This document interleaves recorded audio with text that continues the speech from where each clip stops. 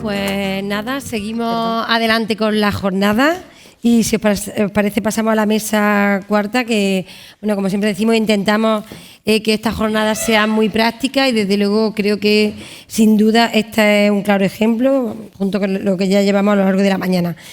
Para esta mesa en la que vamos de la teoría a la práctica en la complejidad del manejo clínico de nuestros pacientes, tenemos la suerte de contar con dos grandes ponentes. El primero de ellos es el doctor Juan Payán, que yo creo que también todos los que estamos aquí le conocemos, pero bueno, pues os comento, el jefe de nefrología del Hospital Costa del Sol de Marbella, y una persona muy implicada con la nefrología en todos los campos, pero bueno, pues en particular en el tema del diagnóstico tenemos la suerte de que incluso nos han facilitado la vida con Nefroconsultor. Él es, bueno, pues el jefe, el líder del proyecto, aunque lo hace junto con su equipo, pero es verdad que estamos aprendiendo mucho con vosotros, Juan, y por eso estamos encantados de que estéis aquí y nos sigáis enseñando sobre este tema de cómo hacerlo realmente bien, porque es que muchas veces no sabemos. Mira que la inteligencia artificial nos puede ayudar, pero vamos, llevamos mucho tiempo con vosotros, aprendiendo de vosotros y creo que podemos seguir haciéndolo. Juan, muchísimas gracias por acompañarnos. Vale, gracias. Bueno, primero mi agradecimiento a los promotores de este evento y a las organizadoras, especialmente a Raquel, que fue la que me llamó y me hizo mucha ilusión. Cuando me dieron el tema, bueno, me pareció poético, ¿no? Digo, ilusión de certeza, digo, a ver de qué hablamos aquí. Después es verdad que al profundizar un poquito en el tema y enfocarlo, me ha parecido un tema bastante árido. Así que lo mismo, a estas horas tampoco. Bueno, las CADIGOS definen la enfermedad renal crónica con dos números, a grosso modo y salvando la distancia. La estimación de la tasa de filtrado y el cociente albúmina-creatinina. Al tener un número delante podemos pensar que vamos a contar con una definición exacta. Nos gustan los números por encima, por debajo de tal, enfermo, no enfermo. Pero cuando profundizamos en el tema, vemos que la ilusión de certeza, bueno, pues nos amenaza, ¿no? Es una definición bastante incierta. Yo voy a hablar de fórmulas de estimación de filtrado glomerular, las que tenemos y las que están por venir. Voy a hablar de otra pata importante en el diagnóstico, que son las fórmulas de progresión de enfermedad renal, de la que ya esta mañana se habló algo, y después hablaré de biomarcadores precoces, de intentar actuar antes de que haya un deterioro de función renal. Las CADIGO recomiendan el uso de fórmulas de estimación de filtrado glomerular y recomiendan que se busquen fórmulas que se validen en regiones amplias y que se evite la raza. Aquí nos encontramos con la CKD-EPI del 2009, con el problema que tuvieron los norteamericanos con el coeficiente de raza que se incluyó en pacientes negros, que sobreestimaba la función renal en 3.7. Esta sobreestimación a priori pues plantea cierta inequidad en el acceso de la población negra norteamericana a los recursos sanitarios. Entonces, las grandes sociedades nefrológicas de Estados Unidos se unen y bueno, determinan que la raza hay que quitarla por una serie de razones. En principio porque es un constructo social más político que una verdadera categoría biológica, y realmente definir la raza con una respuesta binaria es algo absurdo porque engloba una gran diversidad y que no es un sí o no. Por otra parte, la muestra que se tomó en la del 2009, la muestra de pacientes negros, procedía del estudio ASSK, que recuerdo que es un estudio de hipertensión en pacientes negros, y parecía que no representaba tampoco a la población negra en general. Y después estaba muy centrada esta decisión de poner este coeficiente en la diferencia de masa muscular, y esto ni mucho menos está probado, y hay otros factores como pueden ser las diferentes tasas de secreción de creatinina a nivel tubular, dietas, etcétera, que pueden influenciar esto. Empezamos un poco con el tema un poquito más durito. Deciden hacer la fórmula del 2021. Sí o sí hay que quitar la raza. Es una fórmula hecha por americanos para americanos. Eso hay que tenerlo de entrada claro. En este estudio se compara la del 2009 con la del 2009, quitando la raza, la non-black, y en la del 2021. Si vamos a centrarnos solo en el sesgo, en la que es la diferencia que hay entre el filtrado estimado por esta fórmula y el medido con métodos tipo inulina, iotolamato y demás. Entonces, cuando analizamos el 2009 pacientes blancos, vemos que la fórmula sobreestima en 3,7 mililitros en pacientes blancos, era una sobreestimación muy ligerita de 0,5. Hasta ahí bien. Cuando pasamos a la del 2009, la infraestimación que se produce es de 3,6. O sea, pasamos de una sobreestimación de 3,7 a una infraestimación de 3,6. Y en los blancos pasamos de una sobreestimación de 0,5 a 0,9. Aquí concluimos dos cositas.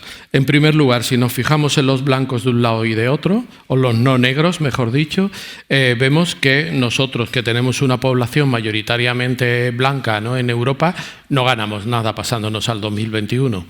Y en segundo lugar, ¿qué pasa entre blancos y no negros y no negros en Estados Unidos? Pues que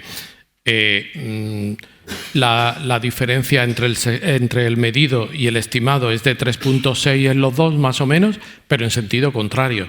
O sea, esto es hacer encaje de bolillo para que los números encajen, pero realmente no tiene mucho sentido. Esto hizo que la prevalencia en negros aumentara del 14,3%, un 2% más, 16 y pico, y al contrario, que bajara en blancos, porque se sobreestimaba y se infraestimaba por un lado y por otro. Entonces, ¿qué pasa en Europa? La de 2021 parece que no nos sirve. La del 2009, que también está hecha en Estados Unidos, ¿nos sirve o no nos sirve? ¿Qué alternativas tenemos? Este estudio de la Naye es muy interesante. Aquí los protagonistas, que son 5 fórmulas que van a comparar con filtrado medido real. Son las 3 de antes, del 2009 esas 2, y después 2 fórmulas europeas. La de Malmo, que se hizo en población nórdica de Europa, y la niña bonita de las fórmulas europeas. Esta, si estáis un poco al día en esto, la conoceréis, a lo mejor no, pero esta la vais a escuchar mucho, mucho. Es la EKFC, la que sale a partir del estudio del Consorcio Europeo sobre la función renal.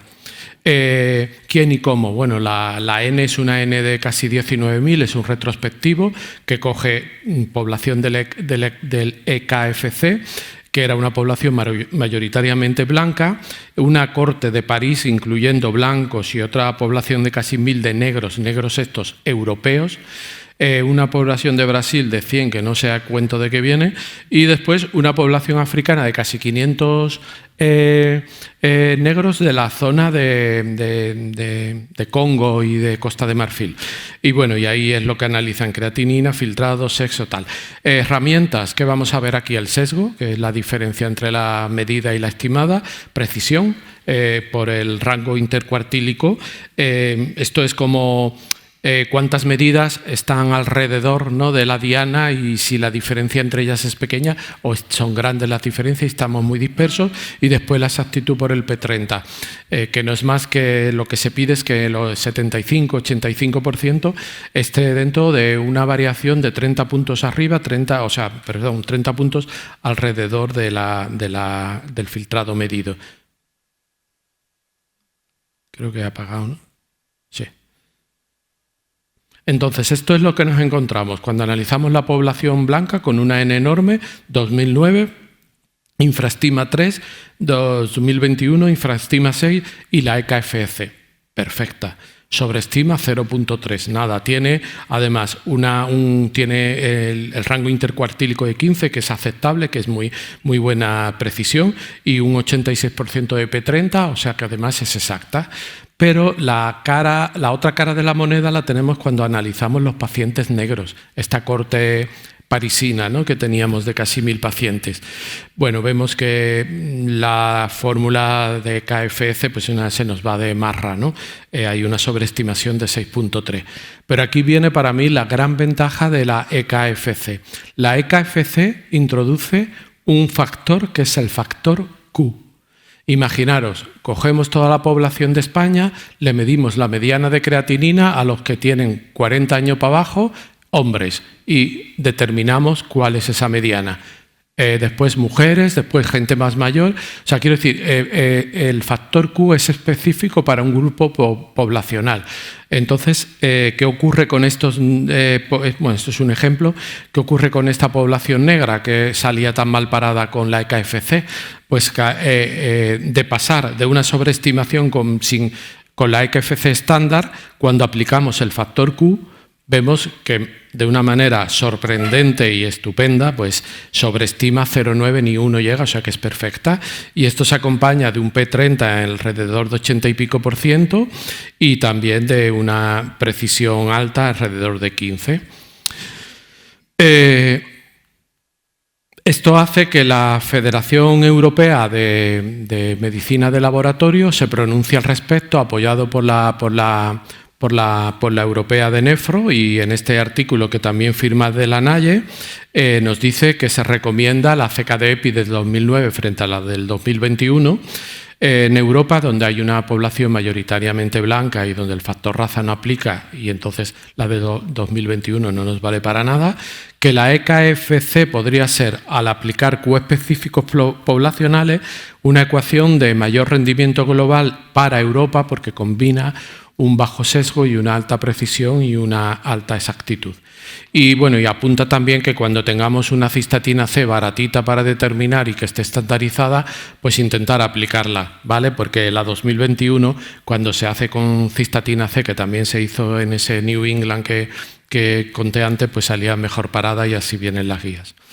Entonces, bueno, ¿qué pasa en Europa? Pues se reúnen este grupo de expertos, ¿no? Donde hay nutricionistas, está el doctor Ortiz, y se reúnen en la última Congreso Europeo y se plantean, bueno, a ver qué impacto tendría cambiar la fórmula, ¿no? Porque antes de hacer algo, cuando hablamos de fórmulas de estimación de filtrado glomerular, tenemos que tener en cuenta que un pequeño numerito, una pequeña variación, va a tirar por debajo de 60 de filtrado a millones de gente, ¿no? Y eso tiene un impacto. Entonces ellos van a ver este impacto.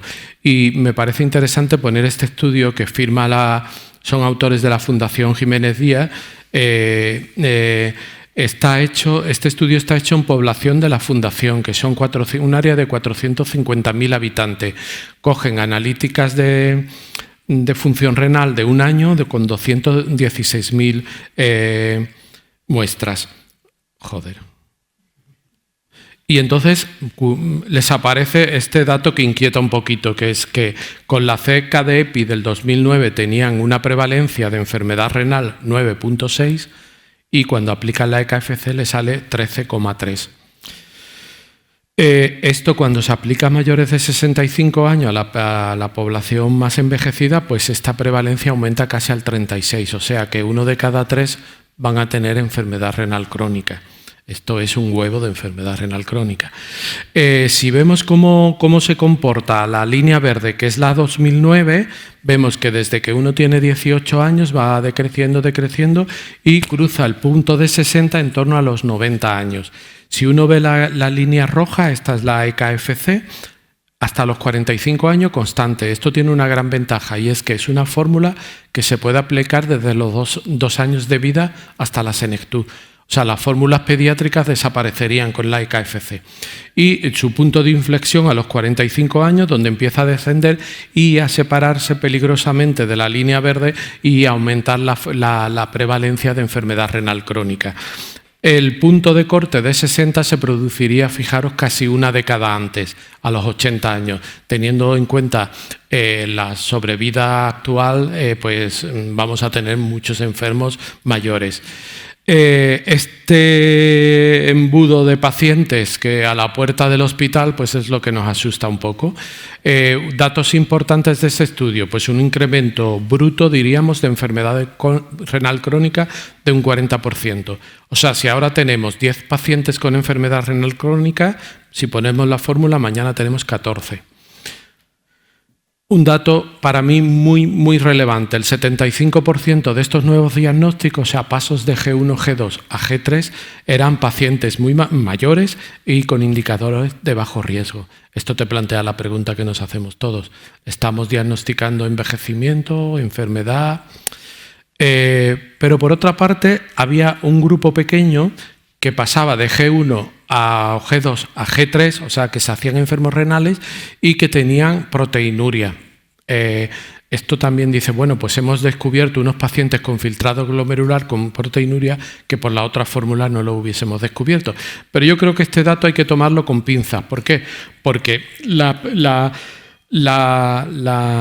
las muestras que tenían determinación de albuminuria eran solo de un 15%, y si era de un 15% yo creo que se pidieron por algo, y si se pidieron por algo es porque ya había. O sea, estos, como veis, nadie tiene una prevalencia alta de peticiones de albuminuria, ¿no? Que esto yo creo que es el mayor problema que tenemos ahora. Y por último, ellos hacen qué impacto tendría esto sobre la asistencia sanitaria, y describen que tendrían que contratar a 9 nefrólogos, no en la fundación, sino en todo Madrid, 7 millones de habitantes, para absorber este impacto del primer año. Yo creo que este es un dato muy grosero, porque, quiero decir, yo creo que antes de implantar una fórmula de este tipo y dejar que la prevalencia tal, hay que depurar los criterios de derivación a nefrología. No podemos abrir las puertas y dejar que el agua corra directamente. Yo creo que antes de esto hay que hacer. Y yo creo que puedo aportar algo en ese sentido de ideas, que ahora la comentamos. Bueno, la nefrología europea, patas arriba, pensando que vamos a crear millones y con esa papeleta, esos que se reunieron, de resolver esto. En segundo lugar, las fórmulas de progresión. Bueno, este es un estudio que mi compañero, la gente de Marbella, mi compañero Néstor Oliva y Pierre de la Naye publicaron antes de que salieran las guías del 2014, las guías últimas de la ASCADIGO. Entonces aquí se hace un análisis de los criterios de derivación de diferentes guías. Las CADIGO nos dicen que decían con filtrado por debajo de 60. Las NICE nos dicen que viendo un KFRE, un CAFRE mayor al 5%. Y los suecos, que me parecen unas guías muy inteligentes y están muy bien hechas, describen que se derive a pacientes con filtrado glomerular estimado, pero adaptado a la edad. O sea, no a todos. Entonces, nosotros aquí lo que hicimos es un poco, ver ventajas de CAFRE, de filtrado, y la conclusión un poco final era que había que tener en cuenta las dos cosas a la vez, ¿no? Esto no, la razón la tuvimos, que ya lo sabíamos, ¿no? Porque las guías se habían retrasado tanto que cuando aparecen las guías pues hablan de esto, de derivar en función del filtrado y del CAFRE, ¿vale? Derivar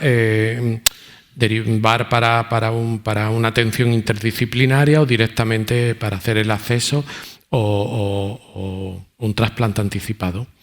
Esto es lo que nos dicen las guías, que sí que utilicemos con una evidencia 1A fórmulas de estimación. Y de estas fórmulas, aquí hay varias, ellos no se decantan exactamente por una, pero parece que la que tiene más puntos es la CAFRE. La CAFRE, que hay dos modalidades, pero la que tiene solo 4 parámetros, que es más sencillita, y dice que es la fórmula, diríamos, como más válida para calcular la proyección de la enfermedad renal a 2 y a 5 años.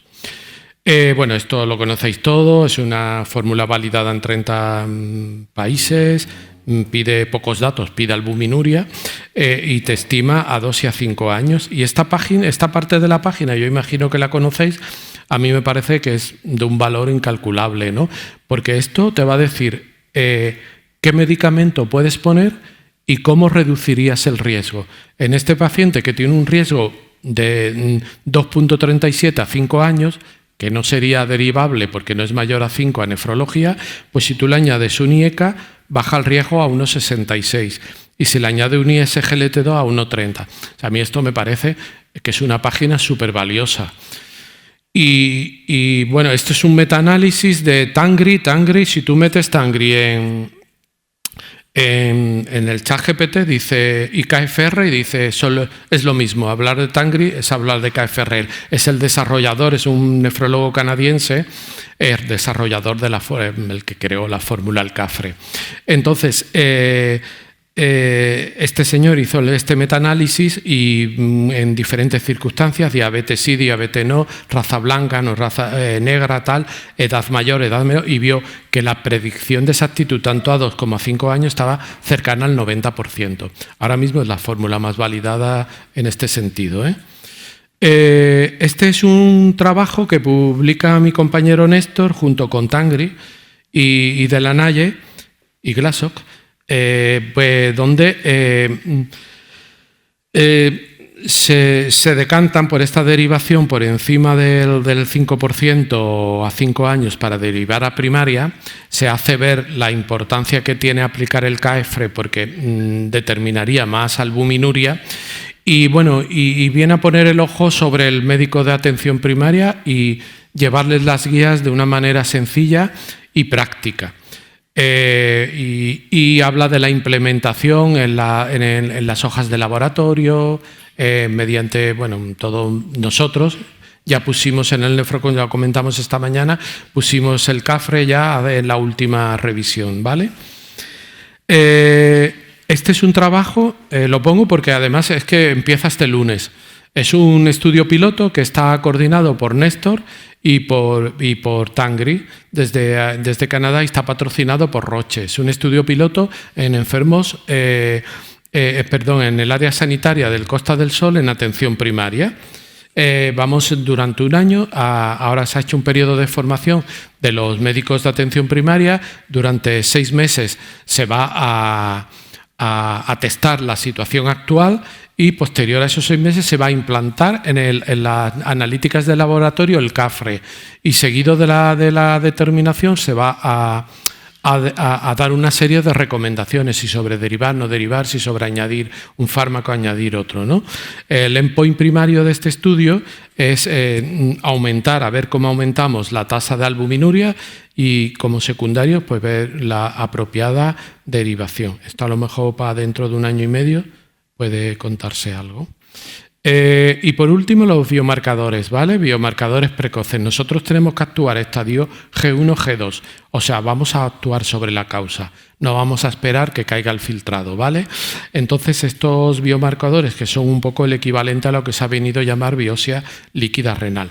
Aquí no me voy a entretener mucho por 2 razones, porque esto es porque no sé de esto. O sea, he leído, pero no puedo yo contaros experiencia ni nada. Entonces, mejor que no nos pasemos de listo y nos metamos en camisa de 11 varas. Pero sí, este metaanálisis reciente que han publicado hace poquito, hay 52 ensayos, entre ellos se recogen 37 biomarcadores, urinarios todos, que son casi todos secretados o que provienen del túbulo renal y ven marcadores precoces, marcadores de proyección. Yo iría a los marcadores precoces que son para el diagnóstico. Y de esto solo voy a hablar, para que no se haga muy tarde, del KIN1. El KIN1, que es la molécula de lesión renal 1, este es el que está, diríamos, como más avanzado, ¿no? En un riñón normal no aparece KIN1 en la orina. En un riñón dañado aparece KIN1 que secreta el túbulo proximal. Interesante, que aparece antes de que caiga el filtrado glomerular y antecede también a la albuminuria. Esto es muy importante, claro. Después es muy reproducible en el mismo paciente. O sea, tú le vas a poder seguir si aumenta el KIN1 o no aumenta el KIN1. Y después hay algún estudio también donde el bloqueo del eje disminuye la cantidad de KIN1 en orina. Esto hace que sea un marcador no solo diagnóstico, sino también probablemente terapéutico, o sea, una diana terapéutica. Después está el NGAL, la alfa-1 microglobulina, que esta se mueve entre precoz y no precoz, la uromodulina, que es la proteína de Tan-Horvath, los DKK3, estos son ya además de progresión, pero bueno, no vamos a entrar en eso. Y yo, como también he venido aquí a contaros mi vida, pues tengo que contar este estudio que publicamos, claro. Este es un estudio hecho con alfa-1 microglobulina. Es el estudio con una N más grande, en este sentido, con alfa-1 microglobulina.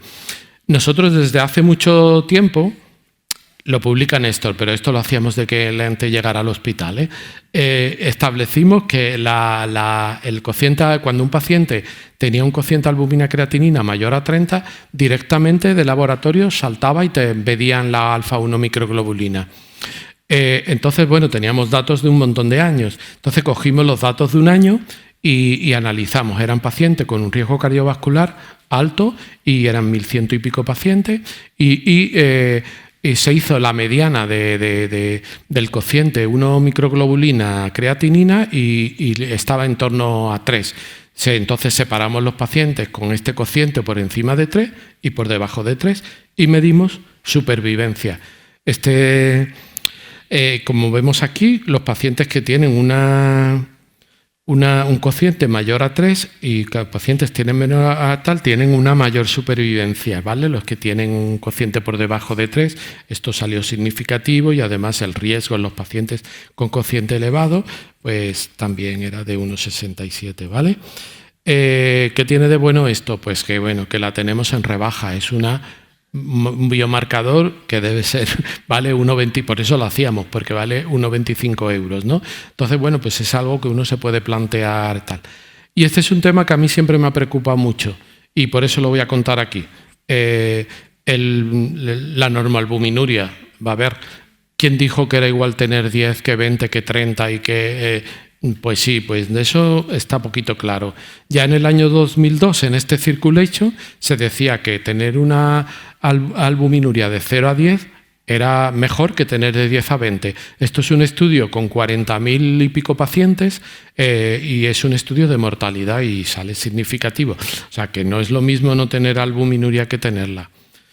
Este es un Lancet clásico que yo creo que todos conocemos, del 2010, que ya aquí decía también que tener una albuminuria entre 10 y 30 aumentaba el riesgo respecto a tenerla por debajo de 5. Y se ve aquí, aumenta el riesgo de mortalidad global y sobre todo de mortalidad cardiovascular.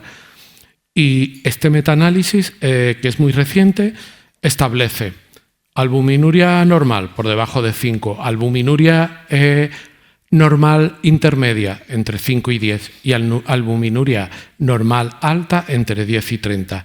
En la segunda línea, entre 10 y 30, comparada con menos de 5, aumenta la mortalidad de cualquier causa con una razón de riesgo de 1,46, o sea, un 40 y tantos %.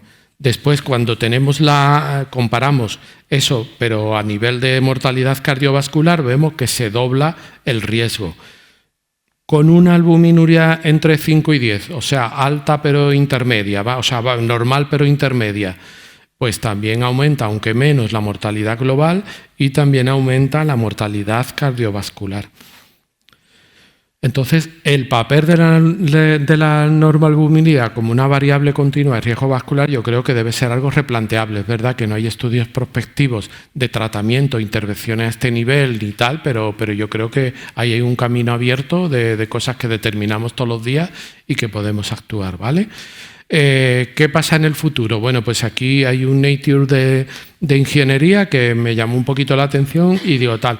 Esto se trata de que la gente cuando tiene una enfermedad renal se vio que le derivaban demasiado tarde al nefrólogo, ¿no? Y entonces qué mejor que tener en tu propia casa, pues, cómo analizar, ¿no?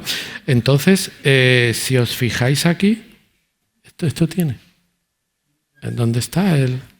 Uy. ¿Qué? Oh, joder. Bueno, da igual. Ahí en verde, ese cuadradito que ve en verde, es que tú vas al baño, te sientas y te ve los pliegues anales y dice, eres tú. Y entonces tú ya pues haces el pis y unas cámaras ven el flujo, la velocidad y te dicen, tienes la próstata que vas a tener que ir al médico. Claro. Y después tiene una tirita que es biodegradable, eso sí, que una vez que tú tiras se va por el baño y ahí te van a medir 10 parámetros. Glucosa, urea, albúmina, hematíes, ¿vale? Entiendo que el KIN 1 del que hablábamos antes un día llegará ahí, con lo cual, estará perfecto. Y después las heces. Ve qué tamaño tienen, qué consistencia, cómo han caído y entonces por inteligencia artificial también te va a decir si tienes un problemilla. Así que yo creo que esto está que te cagas de bien. Bueno, vamos a ver, preguntas. Yo más que reflexiones voy a hacer preguntas. diagnóstico preciso o ilusión. Bueno, se trata de elegir todos los elementos, KFR, estimación de filtrado, y con todo esto contextualizar y saber que los números no nos están contando toda la verdad. KFC, ¿es realmente la niña bonita de las fórmulas europeas o es el monstruo que viene a colapsar el sistema? Se avecinan cambios en el viejo continente, pero de momento nos vamos a quedar con la 2009. ¿Qué supondrá automatizar el cálculo de KFR en primaria? Pues bueno, ya vemos a ver, y el estudio nuestro que estamos muy ilusionados, que empieza el lunes ya, pues yo creo que ahí Néstor les va a sacar bastante partido. Y biomarcador, estamos a la espera de un biomarcador que esté en rebajas, que podamos comprar, que sea eficaz y que sea, por supuesto, estandarizable. Y por último, normalbuminuria, yo creo que aquí no subestimar el papel como biomarcador precoz de enfermedad renal y valorar su papel como una variable continua. Quiero decir, no puede ser que tú con 29 no tengas riesgo cardiovascular y con 31 lo tengas. Te quiero decir, ahí yo creo que, hombre, hay estudios también, ¿no?, de cómo aumenta la mortalidad en un lado y en otro. Pero bueno, ahí estamos y ya está.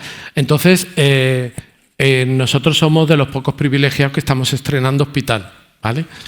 Y estamos muy contentos por ello. Y nada, pues quería ponerlo ahí también. Ya está.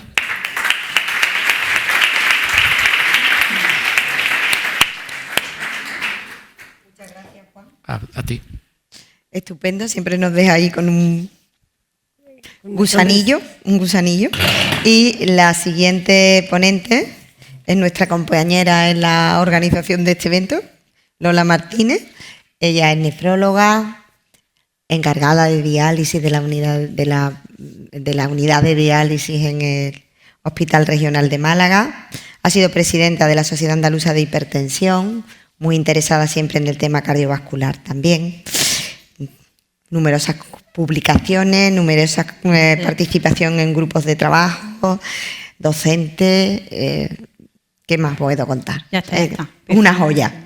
Y bueno, ella nos viene en esta mesa queríamos un poco, cuando lo estuvimos pensando, poner sobre la mesa también pues la complejidad que tienen nuestros pacientes y a pesar de que creemos que lo sabemos y de que lo estamos haciendo bien, pues las dudas que tenemos desde medir el filtrado glomerular o, por otro lado, hasta dónde sería admisible, cuál sería el objetivo de la presión arterial en nuestros pacientes. Aspectos tan básicos en el día a día y que nosotros los nefrólogos seguimos teniendo ahí nuestras dudas. Me va a hacer spoiler, Mercedes. A ver, yo agradecí, a mí me gusta mucho hablar de hipertensión en general y la propuesta de este tema no salió de mí, salió creo que de ti, Mercedes. A mí hablar de hipertensión me gusta mucho, pero también me provoca a la par una cierta melancolía, porque bueno, pues mi persona favorita dentro del mundo de la nefrología, el doctor Aranda, me enseñó muchísimo de esto. No está aquí físicamente, entonces yo cuando hablo de hipertensión siempre me viene a la memoria, pero bueno, recordar es bonito, es una forma también de hacerlo presente hoy y yo es que hipertensión sin que me venga a la cabeza Pedro Aranda es difícil, así que me gusta, hay muchos de aquí que no lo conocéis, era un tío fantástico, un profesional fantástico y me gusta pues recordarlo, ¿no? Es como mi momento de hacerlo aquí presente conmigo. A ver, esta pregunta, que parece que resulta muy absurda, ¿no? Una pregunta así como muy tontona, presión arterial en enfermedad renal crónica, un objetivo claro, un campo de duda, pues pertinente, porque es que llevamos décadas sin que las guías se pongan de acuerdo en cuál es la presión arterial que tenemos que manejar en los pacientes renales. Yo ayer me decía Juan Payán que él iba a hablar mucho y que entonces que igual no me daba tiempo a hablar mucho. Digo, bueno, voy a proponer un reto. O sea, esa pregunta tan así que parece tan inocente, voy a proponer un reto. Yo voy a dar 3 cifras. Si aquí todos estáis de acuerdo en una de ellas, todos, unanimidad, claro. Si no, yo cuento lo que venía a contar. Si todos estáis de acuerdo, yo me voy a la diapositiva de conclusiones y no doy la lata, porque estamos con la hipoxia postprandial y bueno, pues os quito hasta las charlas, me voy al final y listo, pero tenéis que estar todos de acuerdo. Os voy a dar 3 cifras, ¿vale? Entonces, en un paciente con enfermedad renal crónica, ¿qué cifra de presión arterial es la que manejaríais, ¿no? ¿Con cuál os quedaríais para bajar la presión arterial hasta 140? Voy a decir solamente las sistólicas para no enredar mucho. 140, 130, 120. 140. ¿Alguien levanta la mano? No, presión arterial sistólica. ¿Qué filtrado? Bueno, por ahí vamos. Venga. Estamos ya edad, fragilidad, pero un paciente con... Venga, ERCA. Un paciente ERCA, menos de 30 de filtrado. ¿Qué presión arterial quiero? ¿Menos de 140, menos de 130, menos de 120? Menos de 140, ¿quién? Menos de 130, ¿quién? Bueno, ya la charla la voy a dar porque ya no hay unanimidad. O sea que ya os la vais a llevar para adelante sí que sí, ¿vale? Bueno, esto es algo que aquí todos estamos de acuerdo, aquí no hay dudas, ¿no? La relación tóxica que hay entre la hipertensión y el riñón, esto está clarísimo. Y la hipertensión tiene bien ganado el apodo del asesino silencioso. Esto no solamente a nosotros como nefrólogos nos importa qué es lo que hace la hipertensión en el riñón y viceversa, pero sabéis que la hipertensión es capaz de generar toda una patología cardiovascular que complica mucho la vida de nuestros pacientes, pero no solamente la complica, sino que en muchos casos acaba con ella, ¿vale? Es un factor de riesgo importante que puede llegar a matar al paciente. Y esto a lo mejor os puede parecer que pasa a partir de unas cifras de presión arterial alta, pero fijaros, es verdad que este artículo, pues que tiene ya su añito, pero esto es así. Estamos hablando que por encima de los 115 milímetros de mercurio de sistólica o de 75 milímetros cúbicos de diastólica, ya va aumentando de forma continua y lineal el riesgo de morirte de un infarto. 115, 75. Y esto es así en todas las franjas de edad. ¿Vale? Más llamativo en la sistólica que la diastólica, pero en toda la franja de edad. También en los pacientes por encima de 80 años, aunque los riesgos relativos sean más evidentes en los pacientes jóvenes. Pero estamos hablando de unas cifras de presión arterial que incrementan el riesgo que nos pueden pasar perfectamente desapercibidas en la consulta. Bien, entonces, ¿cuál es la cifra mágica para la presión arterial? Ese unicornio blanco de presión arterial al que yo quiero llegar, al que quiero alcanzar. Entonces, tengo esa presión arterial que me va a proteger cardiovascularmente al paciente, me lo va a proteger también renalmente, pero no voy a tener eventos adversos, ¿no? Esos eventos adversos que comentaba antes María Antonia. ¿Cuál es esa cifra? ¿Cuál es ese unicornio blanco? Y esto es como una especie de rompecabezas, porque en estas décadas se han ido poniendo piezas, parecen como piezas de un puzzle que se ponen en lo alto de una mesa, cada una con una cifra de presión arterial. ¿Y por qué esas piezas? Pues porque esto depende de qué ensayo clínico estemos barajando, de qué metaanálisis, qué revisión sistemática, etcétera, etcétera, etcétera. Pero clásicamente ha habido dos cifras que se han puesto sobre el tapete de una manera más frecuente, que son el 140-90, el 130-80. Bien. Hay una fecha clave, 2015, un estudio clave, el SPRINT. ¿Vale? Entonces, yo esto lo dividiría en la época pre-sprint y la época post-sprint, ¿vale? El antes y el después. Bien, pues ya os decía esas piezas de puzzle, no nos ponemos de acuerdo. La pregunta no es tan absurda, fijaros la cantidad de guías clínicas que nos hablan de hipertensión y de manejo de la hipertensión, pero ¿creéis que todas estas guías se ponen de acuerdo? ¿Incluida la última? Pues no, porque si vais mirando las cifras, que luego hablaremos un poquito más de ellas, miradla ahora por encima y luego la comentamos, pero los objetivos de presión arterial a alcanzar no son los mismos. En las americanas, que en la inglesa, que en las CADIGO, que en la europea, no coinciden en el objetivo de presión arterial que hay que alcanzar. Entonces, hacia el 2011 se publica esta revisión sistemática, no había suficientes ensayos clínicos en ese momento para abordar un metaanálisis, pero se hace esta revisión sistemática y la conclusión, analizando el estudio MDRD, el ASC y el REIN, es que controlar de manera intensiva la presión arterial, teniendo en cuenta que cada uno de estos estudios consideraba control intensivo una cifra u otra, uno eran el por debajo de 130, 70, el otro eran por debajo de 125, o sea, no están coincidiendo en la cifra objetivo de presión arterial, pero el hecho de controlar intensivamente la presión arterial en pacientes renales no provocaba ningún beneficio, al menos en el tiempo en que duraba esos estudios, que eran una media de 2 a 4 años, ¿vale? Indican una salvedad y en los pacientes que tenían una proteinuria mayor de 1 gramo, de 1000 miligramos en 24 horas, o un cociente superior a 0,22 gramo. Ahí sí parece encontrar un cierto beneficio del control intensivo de la presión arterial. Y aparece en el 2015 el SPRINT, ¿vale? El SPRINT hay que tener en cuenta 3 cosas. Una, que los pacientes que participan no son diabéticos, los diabéticos están excluidos. Otra, tampoco están incluidos, o sea, se excluyen los pacientes que tienen proteinuria por encima de 1 gramo en 24 horas.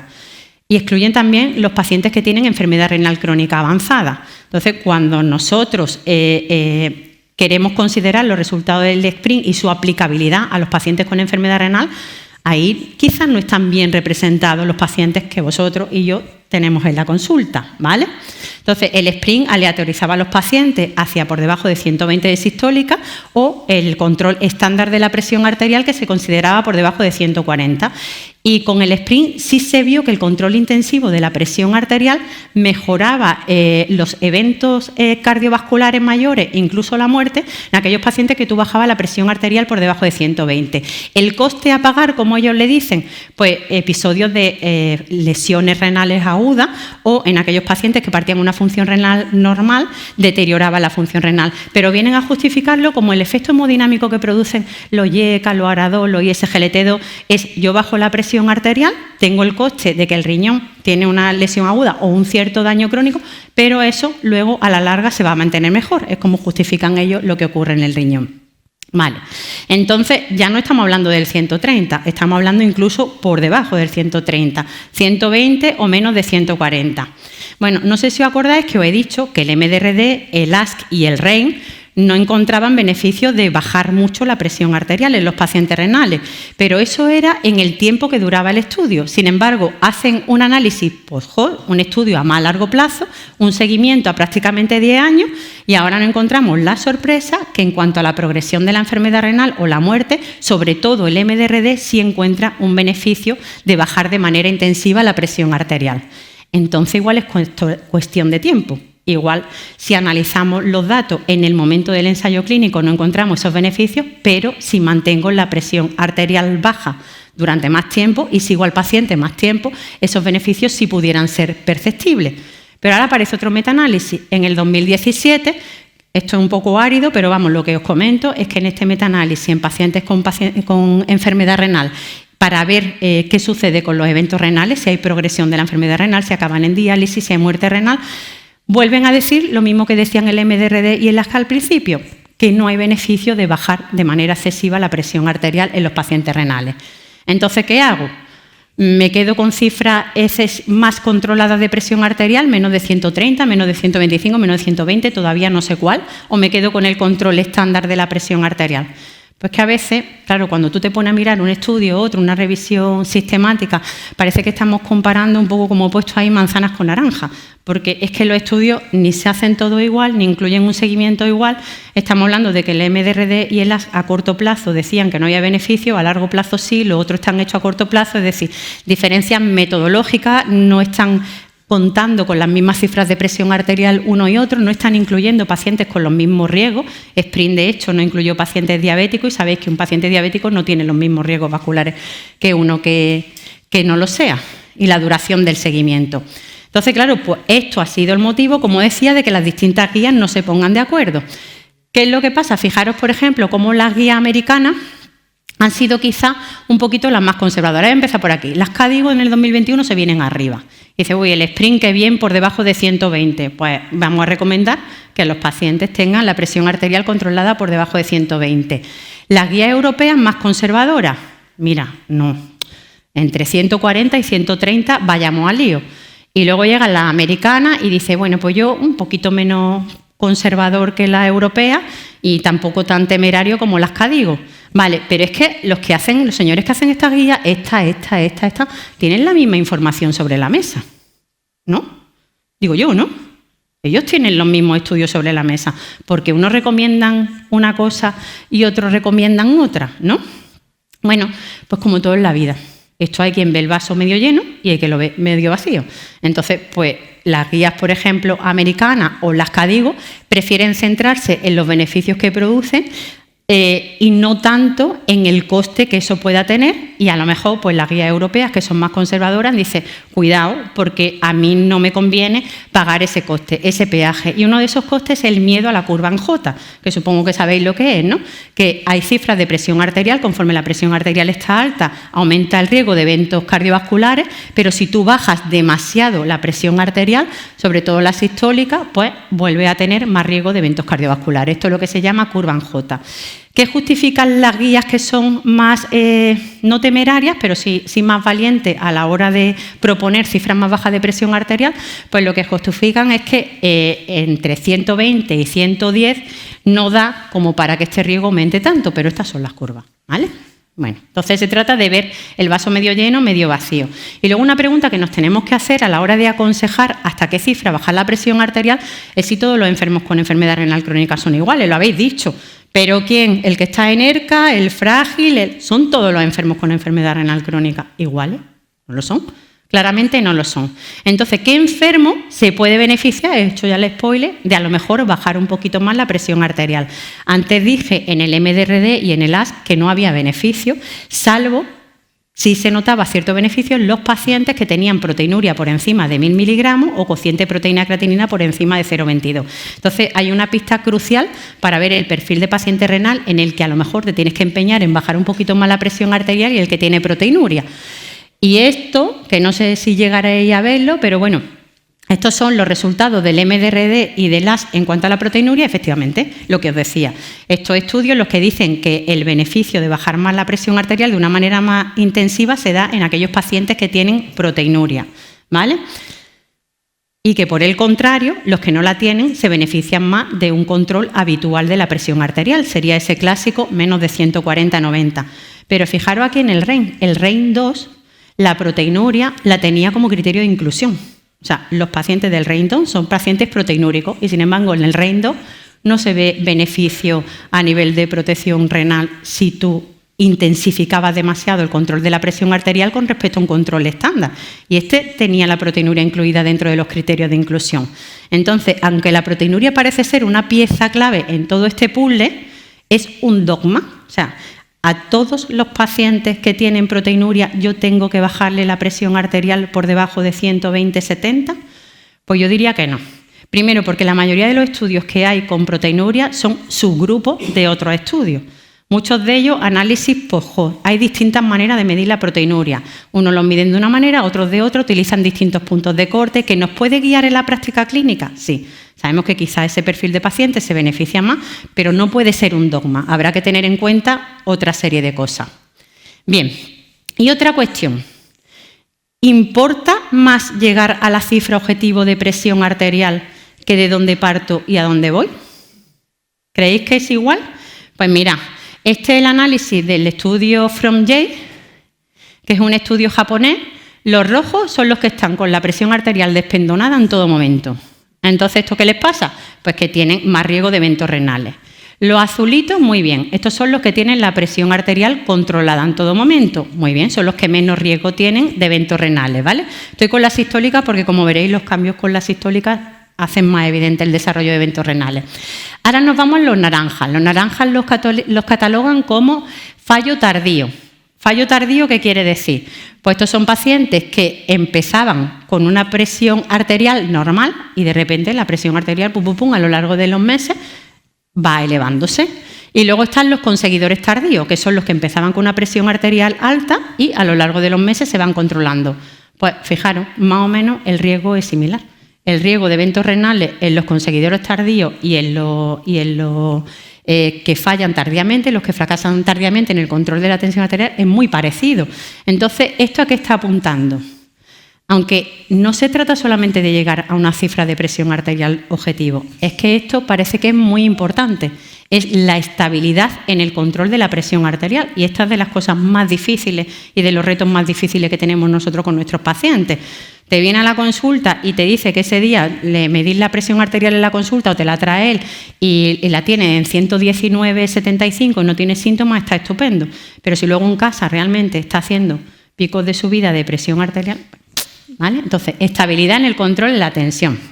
Entonces, hacia la fecha del 2011 no teníamos un estudio o evidencia suficiente para recomendar un control intensivo de la presión arterial.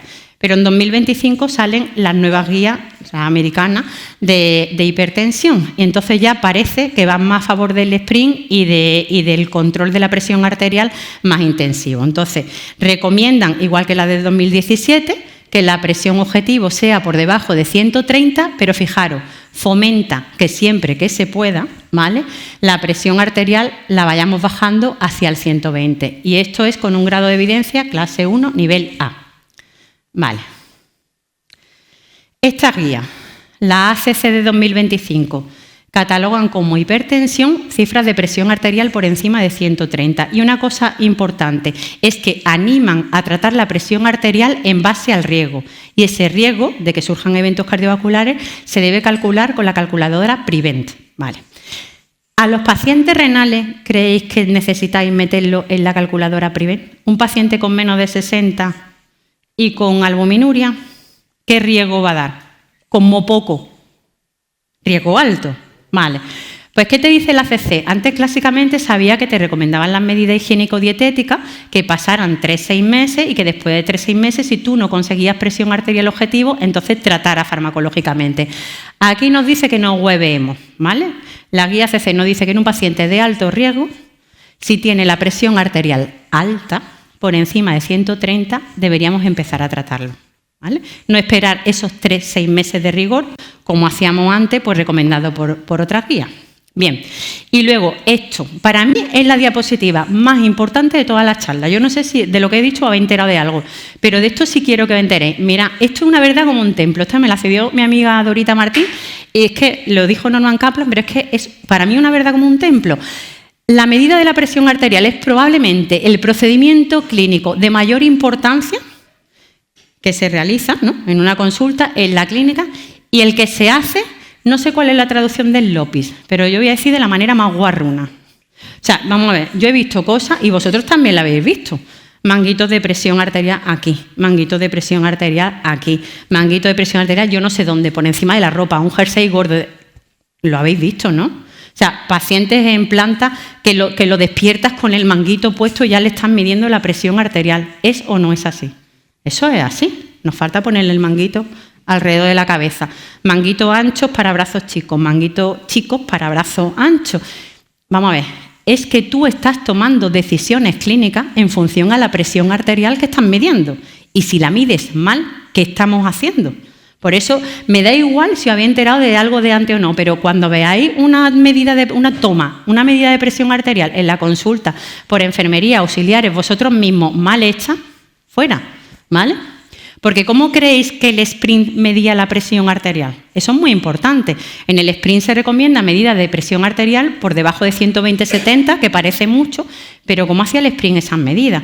Era lo que se llama medida estandarizada de la presión arterial. O sea, el paciente llegaba a la consulta, pero no se medía la presión arterial a la consulta, lo hacía él en una automedida, pero en una habitación aparte. Después está 5 minutos en reposo, después de haber vaciado vejiga, una posición en concreto. Entonces, estaría bien que tuviéramos un checklist, ¿no?, que tú además se lo pudieras dar al paciente para que él pudiera hacerse la automedida de la presión arterial en casa.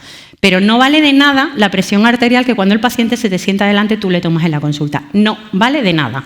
O se hace de manera estandarizada, con los tiempos de rigor, la forma de rigor, o si no, no podemos tomar decisiones médicas de te subo un antihipertensivo si tú no sabes lo que tienes entre manos, ¿vale? Si no tenéis tiempo en la consulta, instruid al paciente a cómo se hace un AMPA. ¿Vale? Durante cuánto tiempo se tiene que recoger la presión arterial, cuánto tiempo se recoge, cuántas cifras se apuntan y más o menos vendría a ser esto, ¿vale? Esto sería un checklist para que se llevara al paciente, lo hiciera bien y las trajera apuntadas a consulta y entonces ahí sí. Y además eso es bueno porque implica al paciente en el autocontrol de su presión arterial, lo implica en su patología, lo implica en lo que necesita. Y al final, he dicho María Antonia, ¿no?, con el paciente, seguridad. Esto también es tema de seguridad del paciente. Es muy importante que él sepa cómo tiene que hacer las cosas, ¿vale?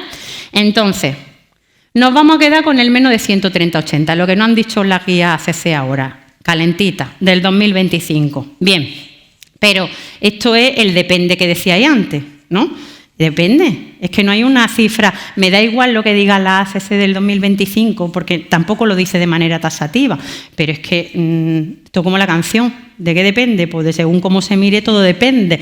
Es que tú tienes un señor mayor y el señor mayor tiene tendencia normalmente al ortostatismo, el típico, que aunque no sea frágil, pero tiene esa tendencia al ortostatismo, se pone de pie, se cae y se parte una cadera. Pues mira qué arreglo le hemos hecho, por ejemplo, ¿no? O el empeorar incluso, tener lo contrario a lo que estás buscando, y es que empeore la función renal porque lo tienes con la presión arterial planchado y por el suelo. Entonces, pues como siempre decimos en esta vida, individualizar. Y si nos vamos al paciente en diálisis, ya muérete. O sea, si no había consenso en qué cifra alcanzar en el paciente que no está en diálisis, ahora nos vamos a diálisis. Para empezar, no sabemos ni que con qué cifra nos tenemos que quedar, ¿vale? Si con el AMPA que traiga el paciente de su casa, si con la presión arterial que tiene a la entrada, si con la presión arterial que tiene a la salida, porque además los que vemos pacientes en diálisis vemos la variabilidad de cambios de presión arterial que están teniendo durante la sesión de diálisis, porque están muy influenciados por el volumen, la sal y por lo que nosotros ultrafiltramos. Entonces, ¿con cuál? Esto no está claro. No hay estudios que no aclaren con cuál. Entonces, así como a modo de, bueno, pues vamos a ponernos un poquito de acuerdo en un algo, pues queremos tener al paciente que entre a la sesión de diálisis con menos de 140/90 y que se vaya con menos de 130/80. Pues ya me diréis.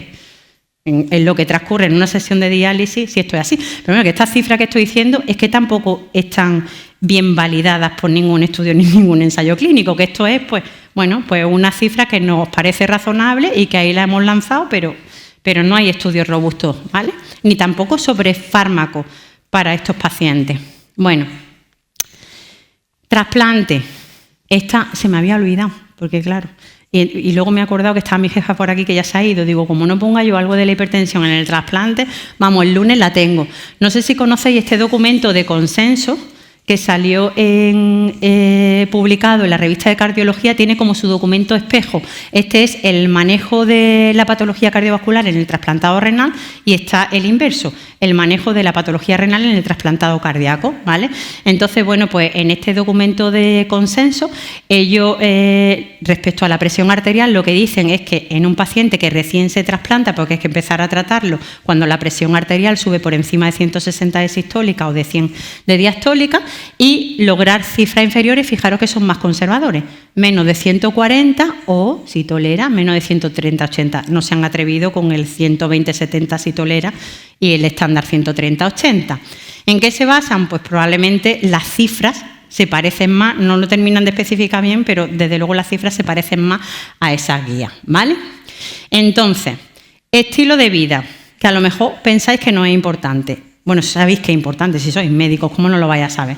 Vale, pero es que eso además está medido de alguna manera, o sea, el estilo de vida, la dieta cardiosaludable, el ejercicio aeróbico, la reducción del sodio, la pérdida de peso, está medida, estos son datos de la ACC, de la guía esta, cuánto ayudan a bajar la presión arterial, ¿vale? La presión arterial sistólica, o sea que sí tiene un impacto en la presión arterial y eso se sabe, eso no es un ente etéreo que yo me imagine que si el paciente tiene una vida sana va a controlar la presión arterial, es que eso se mide, ¿vale? Y luego está el tratamiento farmacológico, que ya hemos dicho que las nuevas guías nos dicen que no esperemos en nuestros pacientes renales que son pacientes de alto riesgo vascular. Fármacos, no hay novedad, lo que ya sabéis, IECA o ARA-2, y también sabéis que no podemos mezclar los IECA con los ARA-2, no, juntos no, ¿vale? Hubo un tiempo que lo hacíamos, pero eso, tú coges el diamante de la hipertensión y esa asociación está, la raya es roja, muy roja, no se puede, porque salió el OnTarget y otros estudios que ya nos dijeron que eso era contraproducente para el paciente. Y ECA+ARA-2 no. Si tengo que asociarle algo, pues lo mismo que sabemos, el calcio antagonista o el diurético, ¿vale? Y bueno, lo que sí es verdad es que si se trata de una hipertensión arterial resistente, pues hemos contado clásicamente con la espironolactona, con el ARM. Bueno, hoy en día tenemos una alternativa nefroprotectora, que es finerenona, que posiblemente no nos vaya a bajar tanto la presión arterial, depende de cuánto la queramos bajar. En cuestión de bajar presión arterial, igual no es tan efectiva como la espironolactona, pero tiene un impacto cardiorrenoprotector que ahí está, ¿vale? Y los ISGLT2, ¿no? También los nombran la guía de la ACC como fármaco que puede contribuir al control de la presión arterial y que además tiene un impacto en la cardio y en la nefroprotección. Y bueno, pues ya mismo tendremos también combinaciones de ISGLT2 con inhibidores de la aldosterona sintasa, etcétera. Bien, conclusiones. Meta. Un objetivo así general, menos de 130/80, ¿vale? Importante, el control sostenido. No me sirve de nada que el paciente 2 días a la semana llegue al menos de 130/80 si no mantiene ese control sostenido de la presión arterial. La medición estandarizada, importantísimo. No puede ir el manguito a otra cosa, los dispositivos, no hemos hablado, no me valen. Estos dispositivos ahora de relojes, de historia, que no. Y de teléfono, que no. Los dispositivos de toda la vida, los del manguito, ¿vale? los de toda la vida. Esos son los que están validados para hacer este tipo de cosas. Entonces, si alguno me lo iba a preguntar, pues ya me adelanto yo. No. Entonces, la medición estandarizada, lo que he dicho, todo eso ítem del paciente se levanta, hace pipí, no se toma todavía las pastillas, se sienta, la espalda apoyada, toda esa parafernalia es necesaria. Porque si no, las actitudes que estéis tomando vosotros con respecto al tratamiento que tiene que tomar el paciente no van a ser correctas. Vale. Proteinuria como modulador. Paciente con proteinuria, intentamos, si las demás circunstancias lo permiten, que el objetivo de la presión arterial sea, si se puede, incluso más bajo, ¿vale? El de 120/70. Pacientes frágiles o ancianos, pongo O, porque sabéis que todos los pacientes ancianos no son frágiles. Bien, evitar el sobretratamiento, preferimos meta menos agresiva, porque he dicho lo de la fractura de cadera si se ponen de pie, pero también muchos de estos enfermos tienen polifarmacia, interacciones, efectos adversos, ¿vale? Entonces, hay que pensarse a veces que dar más medicamentos puede ser también contraproducente. Evidencia limitada en diálisis y trasplante renal, todavía no tenemos objetivos claramente definidos. El estilo de vida sigue siendo a día de hoy la base del manejo. Reducción de sal, controlar el peso, actividad física regular, evitar tabaco, exceso de alcohol, etcétera. Los IECA y los ARA2 siguen siendo los tratamientos de elección en la población renal para el control de la presión arterial, sobre todo en aquellos que están proteinúricos. Evitar el doble bloqueo, que esto no se le escape a nadie, la gente más jovencita, no, doble bloqueo no. ¿Vale? IECA y ARA2 juntos no. Y SGLT2 y finerenona, que pueden reducir albuminuria y mejorar además pronóstico cardiorrenal y nos pueden ayudar con la presión arterial de los enfermos. Clave, como siempre, esto es casi común a todas las charlas, individualizar objetivos y equilibrar siempre el beneficio cardiovascular con la seguridad renal. Ya está, muchas gracias.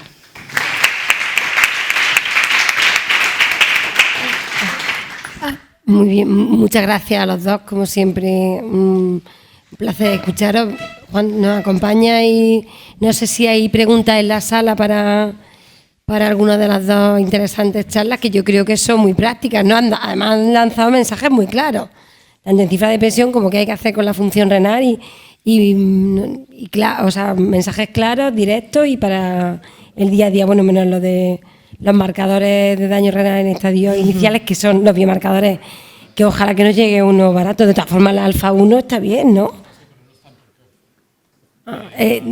Ya estamos en estadio 3, ¿no, Juan? No se te oye. Porque te has quitado... pero bueno, si no es de mano... ¿Micro? Exacto. No sé si tenéis alguna pregunta, algún comentario para alguno de ellos. Te deja el micro. ¿Juan? Yo, mientras se anima alguien, Juan. Yo pregunto. Perdón. Para los dos, Lola. Con los pacientes frágiles, hay algunos que proponen utilizar el parámetro de presión arterial media, porque el que te da un poco la perfusión de los órganos. Y sobre todo estamos viendo esto, no tanto en los renales como en los cardiorrenales, ¿no? Que los cardiólogos someten al paciente a la terapia nefrocardioprotectora, que tiene el coste, como tú bien has dicho, de una caída del filtrado y de una posible clínica más hemodinámica, pero que tiene un beneficio a largo plazo. Pero crees que, claro, haces el cálculo de presión arterial media y con 140/90 te da casi el límite alto, ¿no? 100 y poco. Entonces, lo que voy es que a lo mejor hay que usar otros indicadores además de la presión arterial estándar. Hombre, eso seguro. Con los pacientes más frágiles, como dices tú, con los ancianos, con los pacientes cardiorrenales, lo suyo es medir otro tipo de cosas para irte a objetivos de presión arterial. Además, muchos de estos pacientes tienen hipertensión arterial sistólica, ya está. Una sistólica muy alta, una diastólica muy baja, mucha rigidez arterial. Entonces tú te empeñas en bajar y es que no te va a bajar a lo mejor de 150. Y te empeña y no te baja. Entonces, otros marcadores, pues sí. Por ejemplo, la presión de pulso, habría que medirla también, por ejemplo. Y... Sí, sobre todo si vas a tomar decisiones terapéuticas a favor o en contra, ¿no? Y después, Juan, en el estudio que empezáis mañana, será el lunes, ¿no? Sí. Porque si empezáis un sábado... No, lunes. Bueno, pero tenéis en la... Es que, bueno, dijiste muchos datos interesantísimos y un análisis muy riguroso, pero incluís en el análisis factores clínicos, o sea, el ser diabético, el ser... Sí, ¿no? O sea, tenéis que todo sí. que pueda... A ver, el endpoint primario es mejorar la derivación y mejorar también la tasa de albuminuria que se pide, ¿vale? Entonces se analizarán otros factores, pero el objetivo realmente no es, quiero decir, no vamos a ver causa de enfermedad renal, sino es un problema de que dar respuesta a la derivación mejorar, ¿no?, la derivación al nefrólogo en tiempo y forma. En forma me refiero a tener una albúmina determinada, sobre todo, y que implicaría pues el CAFRE aparecerán las analíticas y según el riesgo aparecen unas recomendaciones. Eso es el objetivo principal. Que la idea Lo que pasa que secundariamente pues habrá pues pero bueno, que paralelo a ello, pero vamos, que el objetivo principal no es ese, ni secundario. Sí, o sea, que das una recomendación para que venga, si no lo derivan, por lo menos que reciba un tratamiento óptimo. Exactamente, pues eso, pues muy en la línea de lo que viene en la propia página de disminuiría el riesgo y tal cual, un poco así, ¿no? De hecho, Juan, mientras se anima en la audiencia a seguir haciéndonos preguntas, seguramente con este estudio se puede responder lo de la normalbuminuria, claro, que me parece súper interesante, y que de todas formas los principales culpables de tirarnos piedras a nuestros tejados somos nosotros, porque estamos haciendo documentos de consenso con atención primaria con 300, y me ha parecido súper interesante como lo has contado, lo que dice Juan, de que realmente no tengo por qué tener yo 20 miligramos de albuminuria en la orina. O sea, no debe de ser normal.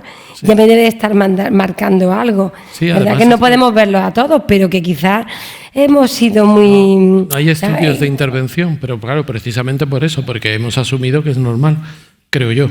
Claro, posiblemente este tipo de trabajo como el vuestro, la inteligencia artificial, nos puede decir, ojo, que 300 es una barbaridad, a lo mejor dentro de 2 años... Además la normalbuminuria nos capa muchos tratamientos. Revisé algunos estudios, a ver estudios de intervención con normalbuminuria, y en el EMPA-KIDNEY hay un grupo de pacientes con menos de albumina, con menos de 30, y tienen no tienen mayor riesgo, pero claro, es que el tiempo de seguimiento probablemente no es suficiente, porque si tú tienes una normalbuminuria, a lo mejor te tienes que ir a un tiempo de seguimiento muy largo para ver si deteriora.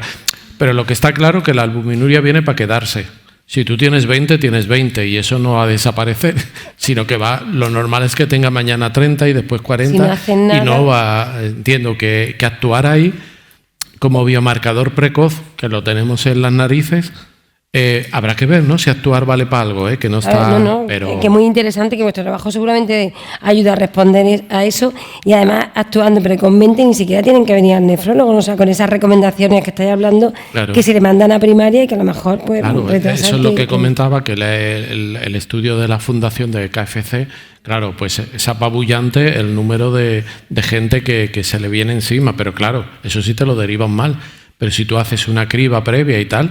Al final esa prevalencia está en estadio 3A, la mayoría, 75%, con bajo riesgo de progresión, que eso no tienes que ver, teóricamente. Eso son la gente mayor, sin proteinuria, probablemente... Lo que hablábamos esta mañana. Es lo mismo, envejecimiento. Recibiendo pacientes que a lo mejor no teníamos que recibir. Claro. Y claro, un poco es que es lo que estábamos diciendo. Estamos realmente midiendo, estamos solamente estimando la función renal. Seguimos a la altura que estamos sin tener la herramienta más importante que deberíamos tener, que es medir de verdad, porque a lo mejor esos que están, esa sobreestimación que no debe venir, pues la mayoría el tema es que nos falta una herramienta en condiciones de medir. Y has pasado así por encima, ¿la cistatina? La cistatina obviamente mejora la estimación. Es mejor que la creatinina, todos lo sabemos, por muchas razones, no tiene diferencia de masa muscular, tal y cual, pero el problema que tiene la cistatina, 1, es cara, y 2, no está estandarizada. Entonces, no tiene mucho sentido. La creatinina logramos con el IEDMS que tuviese, por lo menos aquí, no ocurre en todos lados, pero sí que el método enzimático está estandarizado. Pero con la cistatina, claro, si cada uno la va a medir a su forma, tampoco mejor que no. Yo creo que un punto es muy importante, que sea lo que sea igual a nivel mundial, porque si no, vamos a empezar a pasar con la forma de medir la paratormona, por ejemplo, en un momento que no sabías qué paratormona estabas midiendo, ni tal, y te puedes liar más, y no solo a nosotros que nefrólogos, sino a todos los compañeros de primaria. ¿Alguna pregunta en la sala para...? Bueno, pues nada, si os parece, muchas gracias a los dos, muy interesante, y gracias por darnos mensajes tan claros.